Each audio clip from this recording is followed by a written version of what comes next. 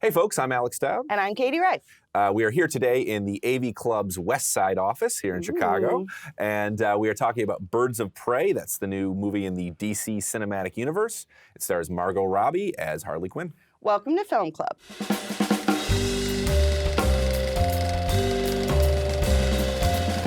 Okay, so Alex, I suppose today kicks off summer movie blockbuster season? It's earlier every year. Yeah, it's in February now.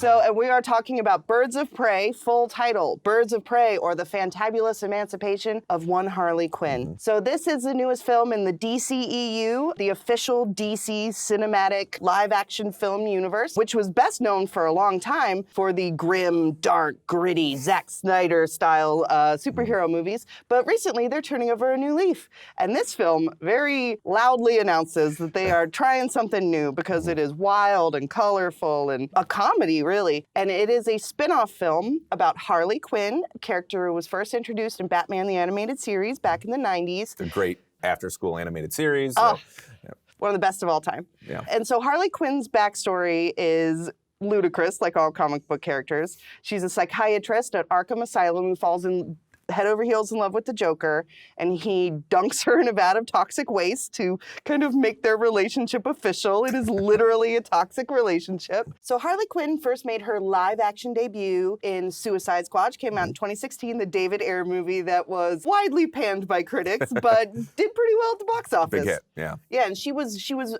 by far the breakout character of that film. Yeah, I mean, I think people loved her performance in that. I will say that I thought the characterization was a little inconsistent, and I think that what that was that the film was sort of grappling with the fact that there's something not especially empowering. She's a girlfriend character. She is. A sidekick. Always has been. She's not especially empowering as a character. Right. She's just this sort of lovesick, obsessive girlfriend.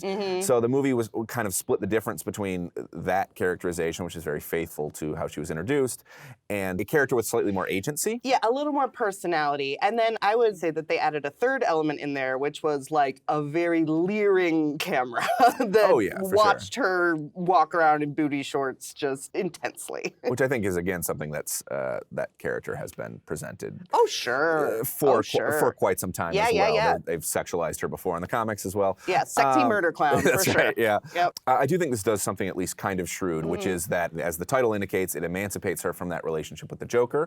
The movie is presented, the framework of the film is she's going through a breakup. At the beginning of the film, her and the Joker have split up. I will say this, I know everybody hated Jared Leto's Joker. I didn't like him either. Right. I wouldn't have minded seeing him briefly at the beginning of this film because he is such a looming presence over that character. Right. I mean, I think Leto She still probably brings just didn't him up. want to, She does. She brings him up a lot, and so he is sort of there through absence. It's a structural absence, you could say. I feel like it's pretty pointed that he doesn't even make an appearance. There's not even a shot at the beginning of him saying we're through or anything Exactly. like that. Yeah. I mean, I think that Leto probably didn't want to do the movie. That's possible. I think he was pretty upset about the whole Joaquin Phoenix. He's going to be very upset on Sunday when Joaquin Phoenix wins Best Actor. If this movie's #1 as well, he's going to be so upset. It's very funny that Jared Leto played the Joker between Heath Ledger and Joaquin Phoenix.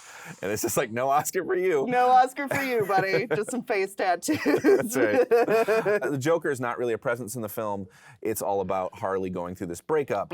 And the film then becomes this kind of complicated ensemble piece where now that she's not with the Joker anymore, it's sort of open season on her, and she gets involved in this kind of caper involving a diamond, and we meet these other characters. How did you feel about the other characters in this film? I thought the other characters were overall pretty good. Rosie Perez plays Renee Montoya, who's a Gotham City PD officer who is continually undervalued by her bosses at work, which is one of the little feminist touches that they say in this movie. I don't think it hits the girl power angle too hard, but it definitely works a few little things in there. It didn't feel pandering in the way that one shot in the Avengers film felt. Oh, God, yeah. Here you go, fans. Here are all the ladies. Yeah. This felt more organic to me. Yeah, for sure. And then there's also Huntress, who is a Sicilian mafia princess who becomes a hardened assassin in the Lady Snowblood mold. Yeah, I did think of Kill Bill quite a lot, Oh, actually. definitely. Yeah, they even have a visual bit where she's crossing out pictures of the people that killed her family. That's very Kill Bill. Played by Mary Elizabeth Winstead. Yes, Mary Elizabeth Winstead, who is surprisingly funny. She plays it so straight that because Robbie has this manic energy as Harley, playing the two against each other is very funny. Well, they have a pretty funny idea, which is that she's somebody who has devoted her whole life to revenge and never really learned how to be social with human beings. Yeah, how to talk to people. Right, exactly. Yeah. She's like the survivor of this big massacre, so she's been basically spending her entire life as a child training to enact vengeance. But one of the movie's funnier ideas is that if you do that, then you maybe won't have very good social skills. Yeah, there's a lot of non sequiturs and cutaways and little comedic asides in the movie. And I think possibly my favorite one was they cut away to her in a hotel room, get ready to enact her vengeance. And in the mirror, she keeps trying to introduce herself, with this badass look on her face, and she keeps messing it up. Yeah, totally. That's pretty great. And then there is Black Canary, who is in this one a nightclub singer who is working for the movie's Big Bad, not willingly, but she is his driver. She's got a secret talent for crime fighting. And then there is Cassandra Cain, who is a teenage pickpocket who is kind of at the center of this whole madcap caper. Yeah, totally. So out of all of those, I felt as though Winstead was definitely the standout. They gave her character a little bit more texture to work with. A lot of it was just kind of generalized tough girl badassery. Yeah, I thought that some of the characterizations in this were a little generic and a little bland, honestly. The other birds of prey, I will say it has a solid villain. Ewan McGregor plays Roman Sionis, who's the Black Mask, I believe, in the Batman comics, doing his own kind of spin on him. I mean, he's definitely playing him as like a toxic man baby, kind of, A spoiled rich kid. Yeah, totally. Who's very used to getting what he wants. Totally. Yeah. And there's one like kind of nasty scene where he makes this woman at this nightclub that he runs like strip on a table because he thinks she's laughing at him. So yeah, that was one of the things where I felt like this movie maybe struggled a little bit. Was the McGregor is having a ton of fun and going really big, and this movie is definitely more in the Adam West, Joel Schumacher kind of Batman mold than, they're just completely flipping it from the dark and gritty Batman that came before. And I felt as though McGregor's character never fully crossed, like he's supposed to be this volatile, charming psychopath, and I bought the charming more than I bought the psychopath. Yeah, I would agree with you. He's not especially menacing. No. I mean, this is probably, the DCU, it's interesting because for years these films were characterized by Zack Snyder's aesthetic and his sensibilities, which are very dark, a little nihilistic. Cynical. Cynical, absolutely. And they've kind of moved away from that. One of the side effects of that is that they've moved towards a more comic tone. Right. This is the closest I think these movies have gotten to just an out-and-out comedy. Yes, and the comedic elements, I thought a lot of those really worked. Like I said, it's full of, little silly non sequiturs and asides, and there's some funny recurring gags, actually, which usually recurring gags fall short. But in this movie, I thought there were a couple pretty good ones. The Huntress one that we mentioned. And there's also a running bit with how Harley is completely obsessed with this breakfast sandwich that I thought was pretty funny. They film it, in this loving food porn close-up while she's describing this sandwich in rapturous detail. Yeah. There's a lot of snacks in this movie. It's a good movie for snacks. And I thought a lot of that really worked, but for me, it worked better as a comedy than it did as an adventure, an action movie. The plot is kind of a mess. One thing the movie does is it kind of lampshades the work it has to do to make this, to sort of get all these characters into place. Yeah. Harley narrates a lot of it, and there are moments where she goes, "Wait, I forgot about this," or "Okay, let's back up." There's a lot of that, and that to me feels. And they'll rewind the film, and it's very zazzy with a lot of flashy editing. Exactly, and so the movie is like bending back into itself about at the end of the first act, really, to explain what certain characters are doing. Yeah, and it's a long first act too. It is, and there's a kind of train spotting vibe to that aspect. I think that the movie that's a lot of lampshading going on there. The movie is acknowledging that it doesn't quite know how to get all these characters in place. Yeah. And move this thing around in an organic way. So it's using her unreliable narration as a way to sort of paper over that. Yeah, which is, it's pretty bright and clever, a lot of it, but it's true that it is masking a pretty scattered plot.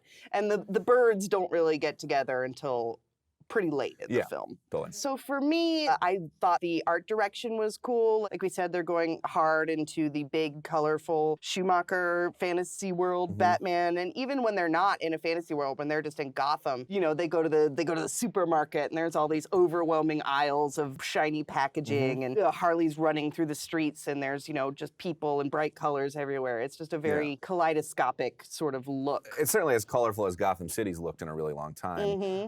Watching this, I kind of thought of the idea that maybe these things go in cycles. Because I remember when Batman Begins came out in 2005. It's Christopher Nolan's Batman origin story, relaunched, did a whole trilogy of those films. Oh yeah, pretty good. When that movie came out, it felt like a willful course correction away from the Joel Schumacher films. Well, because Batman and Robin was just kind of a disaster. Everyone hated Batman and Robin. People rejected its campiness. Yes. So this was like, we are completely course correcting away from that. This is very serious. And now, years later, I feel like we've kind of overdosed on that grittiness. And here you see them sort of deliberately tacking in the opposite direction. Yes. Like, let's go back to these things being colorful and fun.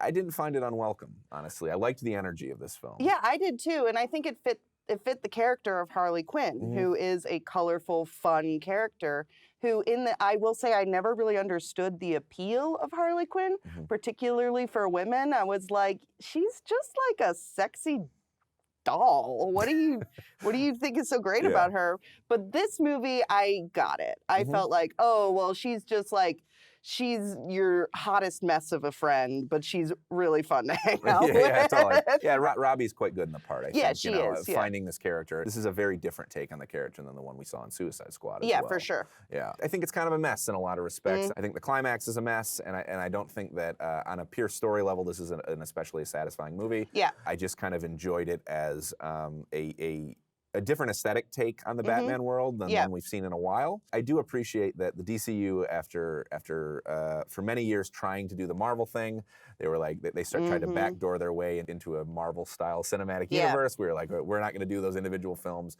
We're just going to throw all these characters together in Justice League. Audiences basically rejected that. Yes, they did.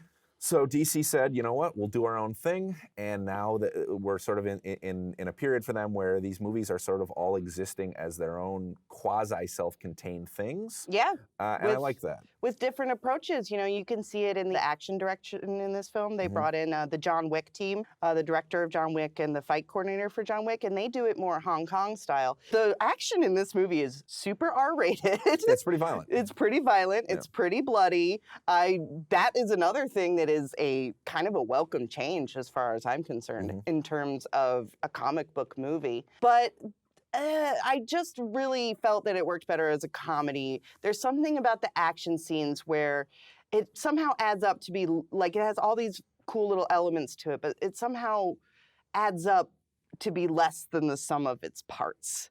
But, you know, that being said, you know, the movie does have its flaws, but I very much agree that it is nice to see something colorful. It's nice to see something fun, you know? Yeah. Like, if you're gonna have a big, messy explosion glitter bomb of a film, Harley Quinn was a good choice. All right, folks, that's all the time we have today. Thank you so much for watching. If you are watching on YouTube, please make sure to like and subscribe. We will be back next week. We're going to be talking about another colorful adaptation of dormant intellectual property. That would be Sonic the Hedgehog. New and improved, less creepy Sonic the Hedgehog. Thanks, folks. Bye.